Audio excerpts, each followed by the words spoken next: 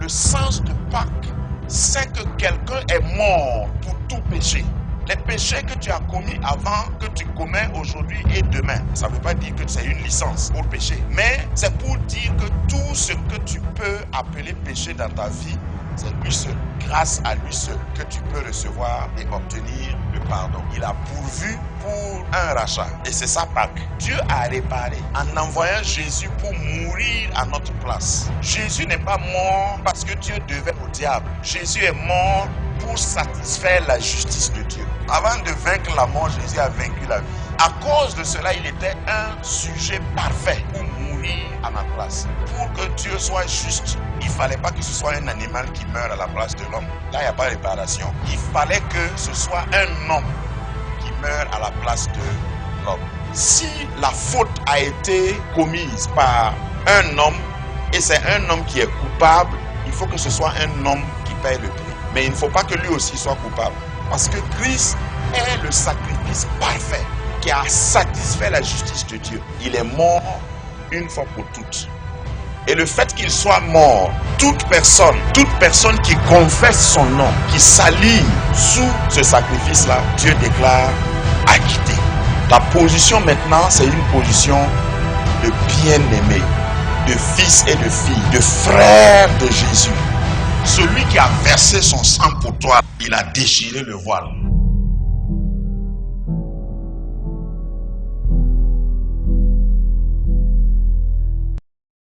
Ce matin, je voudrais donc vous parler naturellement de la résurrection de Christ, de la victoire, de la puissance de la résurrection.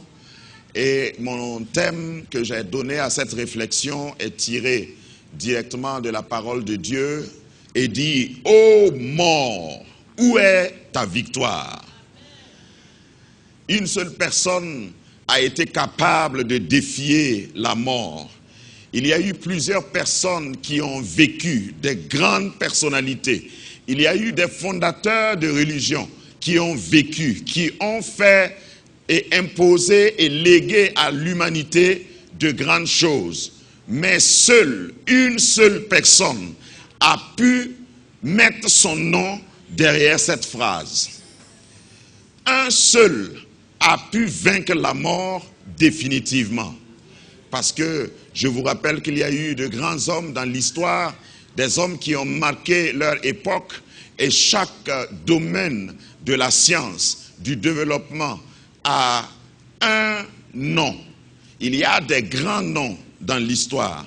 Il y a des noms dans l'histoire du monde politique. Il y a des noms dans l'histoire du monde scientifique. Il y a des noms dans l'histoire de tout autre domaine de l'histoire.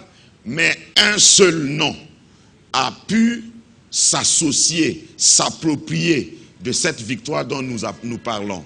Aujourd'hui, pour ceux qui se sont appropriés de la grâce, de la puissance de la résurrection de Christ, ils n'abordent pas, ils ne parlent pas de la mort avec crainte. Parce que nous savons ce qui se trouve, désormais nous savons ce qui se trouve derrière le tombeau. Derrière le tombeau, il y a quelque chose qu'on appelle résurrection. Seul Jésus-Christ est mort et il n'est pas resté dans la tombe. Il est mort et il est ressuscité.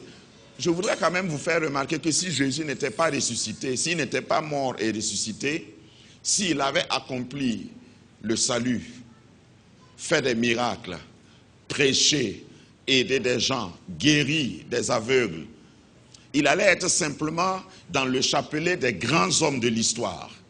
Mais ce qui distingue Jésus des autres hommes, ce qui le distingue des grands hommes, ce qui le distingue même des super-hommes, c'est parce que lui, il a vécu réellement.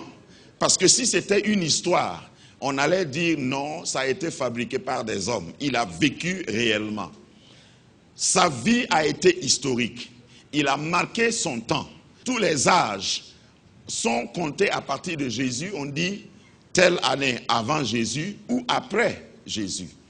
Donc si tu décides même de nier Jésus, tu ne peux pas. En réalité, tu ne peux pas. Parce que sur chaque billet de banque, il y a une date et ça se réfère à Jésus. Sur chaque carte d'identité, il y a une date et ça se réfère à Jésus. Sur ton acte de naissance, il y a une date et ça se réfère à Jésus. Sur ton numéro de passeport, il y a une date et ça se réfère à Jésus-Christ. Même ceux qui le nient ne peuvent pas en réalité le nier. Parce qu'il existe par lui-même. Il s'impose à l'histoire. Sa vie s'impose à l'histoire parce qu'il a vécu totalement sans péché. Vécu entièrement sans péché. Jésus n'a pas vécu en cachette, il a vécu en public. Il a marché sur la terre, il a aussi marché sur la mer pour marquer sa domination. Et puis quand il est mort, il y a eu des témoins. Les autorités de l'époque ont attesté de sa mort. Si Jésus était mort dans un petit village et qu'il n'y ait pas eu d'attestation officielle, on pouvait aujourd'hui contester. Mais c'est le pouvoir le plus grand, la puissance la plus grande de l'époque, qui a même assisté et sinon ordonné sa mort. À la mort de Jésus, c'est le plus puissant roi qui a tenu ou qui a dirigé son procès. Même si après il s'est lavé les mains, Pilate était l'homme le plus puissant de l'époque. Et il a attesté, il a assisté à la mort, au procès de Jésus. Après il a dit, je ne trouve pas de faute en cet homme-là, je vous le livre, faites-en ce que vous voulez. Et comme il sait qu'on allait le tuer, il a lavé ses mains. Donc la mort de Jésus n'est pas une supposition, c'est pas une combine de religieux qui se sont mis en cachette pour organiser quelque chose et fonder une doctrine. La mort de Jésus est un fait historique. Et son enterrement est aussi un fait historique. Je voudrais te rappeler cela. La mort de Jésus a été officielle, son enterrement a aussi été officiel. La parole de Dieu dit que quand on l'a mis dans la tombe, Hérode et les autres ont envoyé des gens garder sa tombe, Pilate du moins, ont envoyé des gens garder sa tombe. Et l'histoire dit qu'on a scellé la tombe de Jésus comme on scelle par exemple un conteneur, pour que quelqu'un ne puisse pas casser ça. Et on a mis des soldats romains, la puissance de l'époque, pour garder sa tombe. Ce n'est pas n'importe quel soldat qui a gardé sa tombe.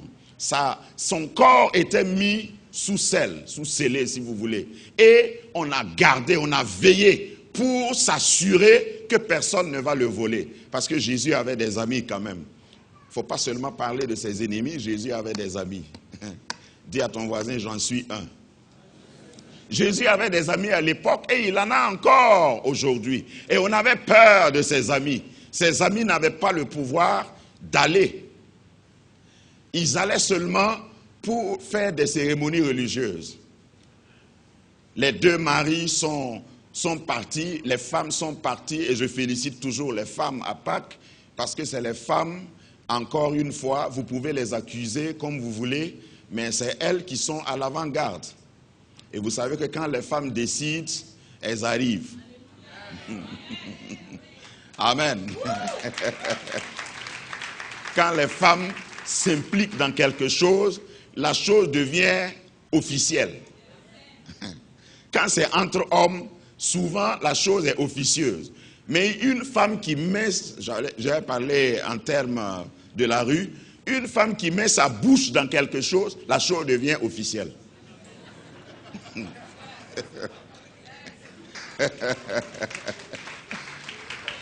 Parce qu'à la naissance de Jésus, c'est encore une femme qui s'est impliquée. Donc la naissance de Jésus ne pouvait pas être clandestine. Ça ne pouvait pas être un événement clandestin. Puisqu'il y a une femme qui s'est impliquée dedans. Et elle s'est impliquée sans le concours même d'un homme. Et je prie sous le son de ma voix et dans ce ministère qu'il y ait des femmes de distinction. Des femmes qui ne prennent pas le micro, mais elles sont puissantes. Et vous savez, on peut être puissant sans être populaire. Hein? Ce qu'il te faut, c'est la puissance, ce n'est pas la popularité. Parce que si tu es puissant, la popularité te rejoindra. Tu restes dans ta chambre, tu signes, et puis ta puissance agit dehors. C'est ça la vraie puissance.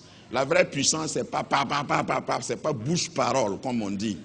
Hein? Que Dieu te rende puissante. Femme de distinction. Donc les femmes se sont impliquées dans son ministère. Je suis en train chronologiquement de déballer l'implication des femmes dans la vie de Jésus. Ensuite, à sa mort, c'est des femmes qui ont été les premières. D'abord, c'est des femmes qui ont été les dernières. Si vous voyez les dernières paroles de Jésus, la 6e parole de Jésus, c'était pour dire à Jean, le disciple qu'il aimait, en s'adressant à sa maman, « Femme, voici ton fils. » Et il a dit, « Fils, voici ta maman. » Ça, c'était la 6e parole. Donc, les femmes étaient les dernières, parmi les derniers, à être présents à la mort de Jésus. Quelle est la douleur que tu peux imaginer dans le cœur de Marie, sa mère, parce que Marie a assisté au dernier soupir de Jésus. Mais elle ne pouvait rien faire. C'était une femme. Et Jésus, comme un enfant bien éduqué, s'est occupé de sa maman avant sa mort. Il a transféré la responsabilité sur Jean, le disciple qu'il aimait. Entre parenthèses, il ne faut pas mourir en silence. Dis Amen. Voilà. Il faut parler avant de mourir. Donne des instructions avant de mourir. Tu ne mourras pas en silence au nom de Jésus. Avant ta mort, tu vas dire ce que tu dois dire. Tu vas donner des instructions précises pour que le monde ne soit pas chaotique derrière toi et après toi. Jésus, avant de mourir, a dit, je te confie ma maman. Et il dit à sa maman, voici ton fils. Et la Bible dit qu'après ce jour, Jean l'a accueilli. Jean a accueilli Marie chez lui. Waouh! Ça, c'est un aspect sur lequel je pouvais m'attarder, parce qu'il y a des gens qui vivent en pagaille, au hasard, en désordre. Il faut s'occuper de ceux dont tu dois t'occuper dans la vie. Et en partant, il faut que tu donnes des instructions. J'ai donné déjà un enseignement, ceux qui sont fréquents ici les jeudis. Un chrétien doit écrire son testament bien avant de mourir. Je sais que ce n'est pas dans notre culture, mais c'est biblique. C'est biblique. Il ne faut pas être l'auteur du chaos après toi. Amen. Tout le monde est devenu silencieux, je comprends. Je comprends. Quand on parle de testament, alors que moi, je ne me suis pas encore marié, le pasteur, là, aujourd'hui, il a mangé quoi? Pourquoi il parle trop de la mort? Hein? Mais il faut que tu saches comment tu dois partir de ce monde. Regarde, tu es venu en mission, et le jour de ta venue, là, c'était tellement officiel que toi-même, tu as crié. Alors, pourquoi tu penses que tu dois mourir? Pas en criant. Quand tu dois finir comme l'apôtre Paul. J'ai combattu le bon combat. J'ai gardé la foi. J'ai achevé la course. J'ai gardé la foi. Désormais, la couronne de justice m'est réservée. Avant de mourir, il faut que tu saches que tu as fini. Et puis, c'est une façon de te dire, ne meurs pas si tu n'as pas fini. Ça, c'est le message de Pâques. Parce qu'avant que Jésus ne meure, il a dit quoi? Tout est accompli. Et il expira. C'était sa dernière parole. Si tu n'as pas accompli tout, ne meurs pas. Dis à ton ennemi, tant que je n'ai pas accompli tout, je ne vais pas mourir. Dis à la maladie, tant que je n'ai pas accompli tout, je ne mourrai pas. Tu ne mourras pas. Jésus lui-même a dit, personne ne m'ôtera la vie, je la donne. Et quand il a fini, il savait qu'il a fini. Or, à chaque Pâques, je suis ému, comme plusieurs d'entre vous. Parce qu'aujourd'hui, dimanche, au fait, nous commémorons le jour le plus grand de l'histoire. Le jour le plus grand de l'histoire, ce n'est pas la naissance de Jésus. Le jour le plus grand de l'histoire, ce n'est pas la mort, le jour où il est mort. Le jour le plus grand de l'histoire, ce n'est pas le jour où tu t'es marié. Le jour le plus grand de l'histoire, ce n'est pas le jour où tu as été élu, président ou employé. Le jour le plus grand de l'histoire, c'est quand la terre a tremblé, quand le soleil a refusé de briller, quand Dieu souverainement a élevé son fils et il est sorti de la tombe sans le concours d'un homme. Grâce Académie, une vision, une plateforme, un cadre d'expression et d'épanouissement pour tout l'homme. Une ambassade du royaume de Dieu, un peuple d'adorateurs, un centre multiracial, une église sans cloison avec pour seule passion vivre la réalité de l'évangile de Jésus-Christ. Grâce Académie, une voix prophétique et une vision pour sa génération. Situé à Ouagadougou, à 700 mètres de l'ambassade des États-Unis, côté Est. Grâce Académie. Promenez vos regards sur certains événements à la résurrection de Jésus. Première question que je voudrais te poser, on va lire tout à l'heure. Qui lui a donné des vêtements quand il est sorti de la tombe? Jésus est rentré dans la tombe avec quel genre de vêtements? Un linceul, dit la Bible, linceul qui était imbibé de sang, parce qu'on l'a couché dans le linceul. Normalement, tout ce qu'il avait, ce qu'il a accompagné comme vêtements dans la tombe, devait être ensanglanté, sale. N'est-ce pas? Maintenant, il sort et il n'est pas sale. Je te parle de la puissance de la résurrection. Avant d'aller plus loin, je voudrais dire à quelqu'un, la puissance de la résurrection va aller dans les détails de ta vie pour réparer ce qui était abîmé, ce qui était ensanglanté. Regarde, dans ta vie, il y a des domaines qui sont pourris. Et tu penses que quand Dieu va te bénir, il va te donner autre chose pour que tu caches ces choses-là. Ton histoire passée ne va pas sortir après la résurrection avec des taches. Regarde, après la résurrection, la puissance de la résurrection va agir tellement en toi que quand on va te voir, on va reconnaître que c'est toi. Mais qui t'a donné des habits? D'abord, qui a ouvert même la tombe pour qu'il sorte? Le récit dit que les gardes qui étaient là, les gardes qui ont été affectés par le pouvoir romain pour garder la tombe sont tombés comme raides morts. Et je voudrais identifier tout gardien de ta vie, c'est-à-dire tous ceux qui t'empêchent à vivre. Je les vois tomber raides morts. Tous ceux qui sont par la sorcellerie essayent de te capturer, de te garder. Dis-leur seulement de compter jusqu'à 3, parce que tu vas sortir. Ils vont tomber raides morts.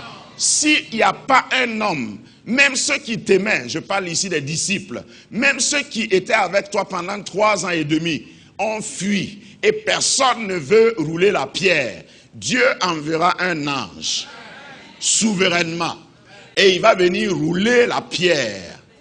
Et pour s'assurer que quelqu'un ne va pas rerouler la pierre, un ange s'est assis sur la pierre pour dire à tes ennemis, j'aime cette partie, pour dire à tes ennemis, si vous êtes garçon, venez rouler ça encore.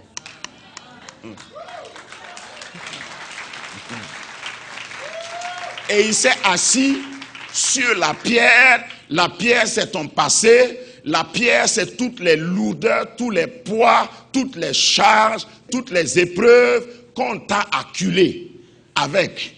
Et un ange vient ôter ça. Il ôte ça.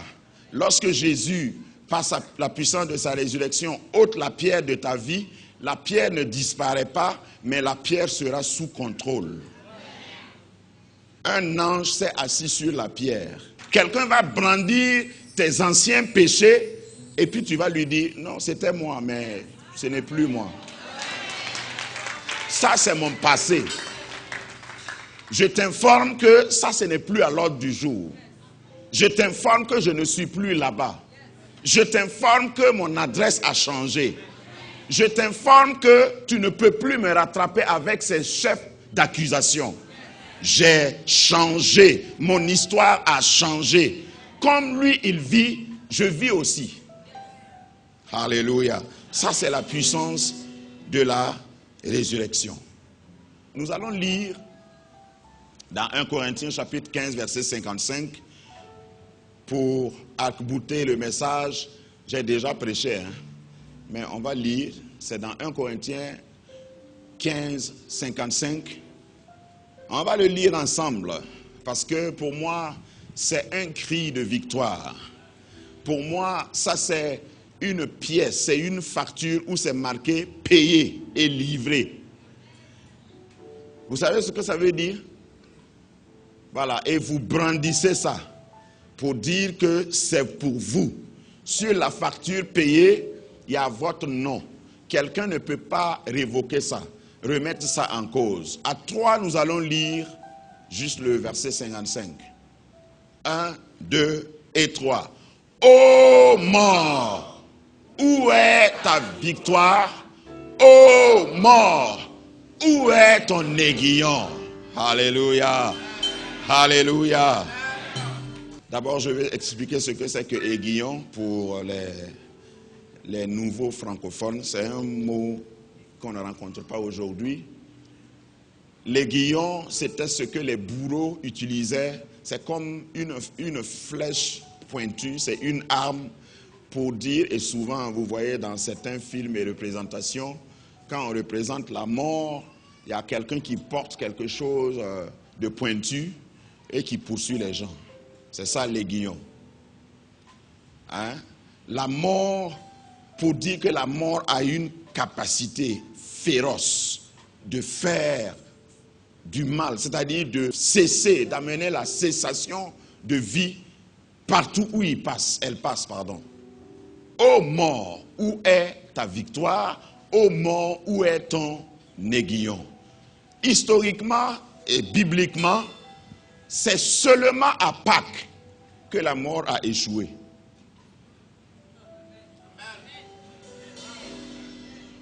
Peut-être que tu ne réalises pas ça.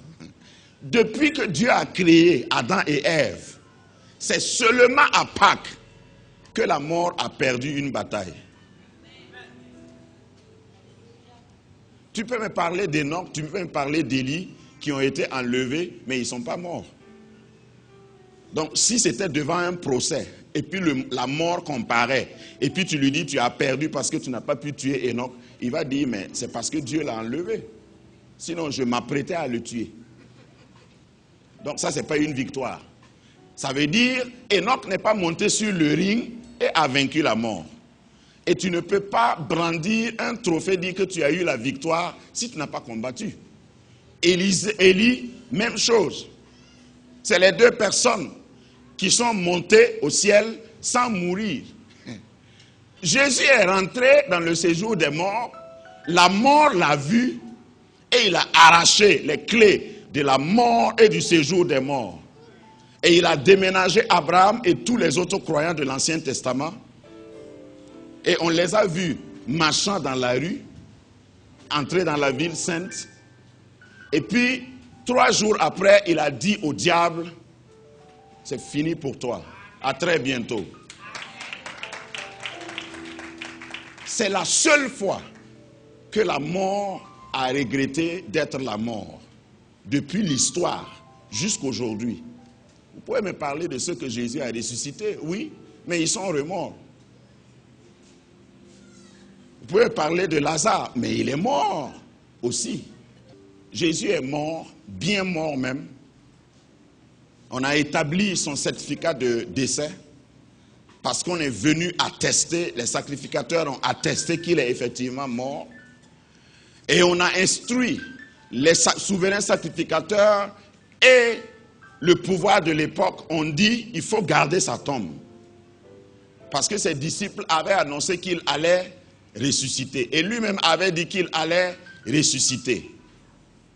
On va voir s'il va ressusciter. Un historien a dit que la pierre qu'on a mise devant la tombe de Jésus était expressément plus grosses que les pierres qu'on mettait devant les autres tombes, pour qu'une seule personne ne puisse pas la rouler. Mais malgré tout ça, je veux te dire simplement qu'ils ont pris des précautions, mais leurs précautions n'ont pas eu raison sur la puissance de la résurrection. À l'aube du premier jour de la semaine, c'est-à-dire dimanche, c'est pourquoi quand tu viens à l'église dimanche, viens en victorieux. Parce que si tu ne connais pas l'histoire de dimanche a commencé le jour où Jésus est sorti de la tombe. Avant la résurrection, tout le monde adorait au temple le jour du sabbat, c'est-à-dire samedi.